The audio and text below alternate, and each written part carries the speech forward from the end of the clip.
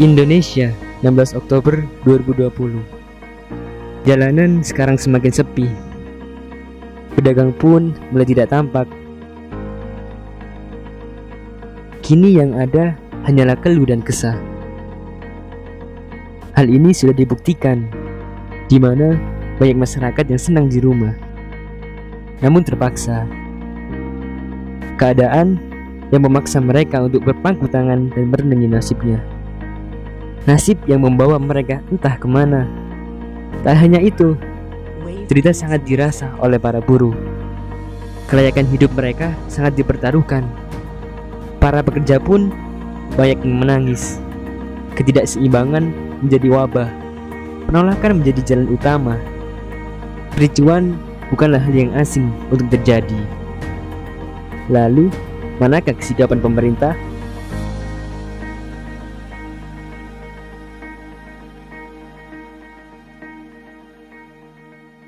Mau dibawa kemana nasib kita? Lihat, inikah yang diharapkan?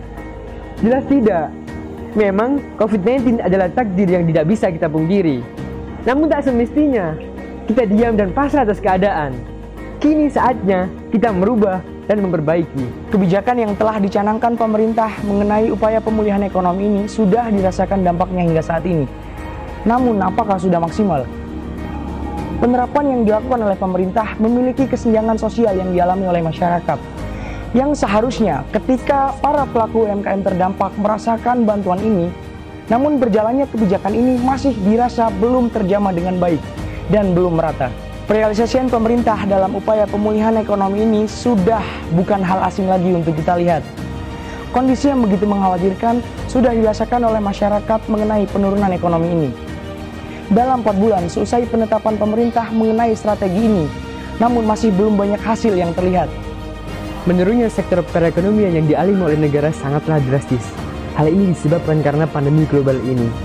Perekonomian negara sangatlah terpuruk, dan banyak sektor yang hingga saat ini hampir mati. Oleh karena itu, peningkatan dan pemulihan sangatlah dibutuhkan, karena akan berdampak akan keberlangsungan negara yang akan datang. Pemulihan ekonomi tidaklah berpusat pada satu sektor saja. Dalam upaya ini, pemerintah menyatakan bahwa sektor pariwisata adalah sektor yang paling diperhatikan. Tampak dari sektor ini ialah sangat kompleks.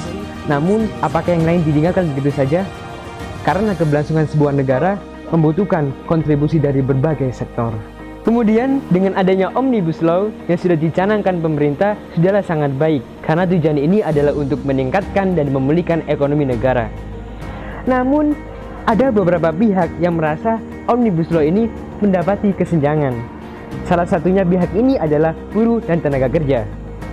Oleh karena itu, pemerintah dapat membahas kembali mengenai Omnibus Law ini agar mendapatkan jalan tengah serta tidak adanya permasalahan dan pecah belah dari masyarakat. Kemudian opini solusi dari kami, yang pertama adalah setelah dan langsung diterima, para pelaku UMKM bingung bagaimana caranya mereka agar produk mereka bisa dilirik oleh konsumen. Ekonomi digital mungkin bisa jadi solusinya.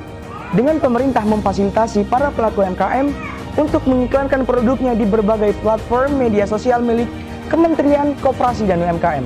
Yang kedua, pemulihan yang optimal dengan pemerintah memberikan serta memfasilitasi para pelaku UMKM dengan fasilitas pelatihan. Dan diharapkan mereka bisa kembali semakin kreatif dan inovatif dalam menghasilkan barang.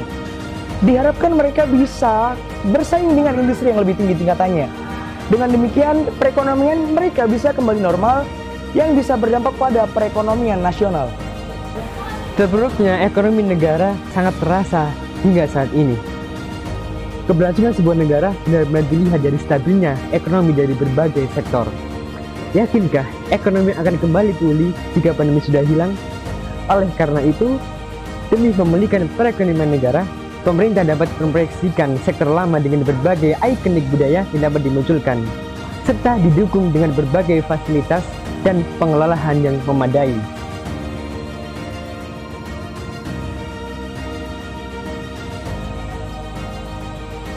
Ya, inilah keadaan Indonesia sekarang. Dan inilah sedikit dari kami sebagai generasi muda Indonesia. Dan semoga keadaan ini lekas pulih kembali. Saya Yuri Rapraja. Dan saya Aang Arif Amnullah. Kami dari MBI Amanul Ummah pamit undur diri. Salam muda luar biasa.